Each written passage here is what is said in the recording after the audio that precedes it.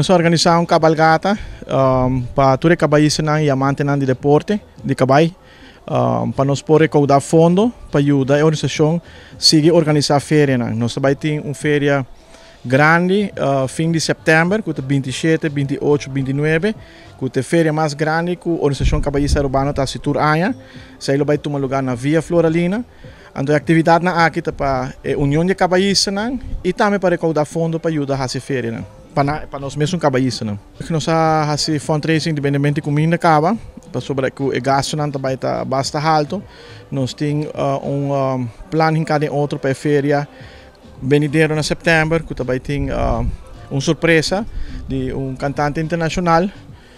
Também tem atividade de Santa Rosa, conjuntamente com a Organização Caballista Urbana, que toma lugar em domingo.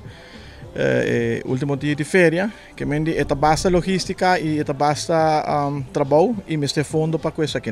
Nós pedimos ao povo em geral para apoiar-nos para sobre que nós está fazendo de coração e é para nós caballistas e para nós muito. Nós temos time de jinete amazônico que representa Aruba mundialmente cada 2 anos.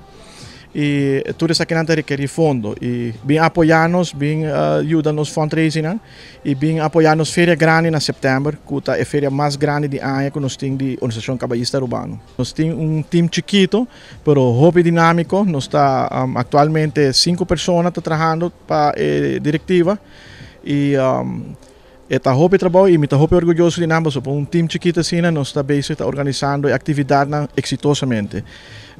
Que me está pedindo ao povo bem apoiar nossa atividade para assim nós fundraising por vai melhor.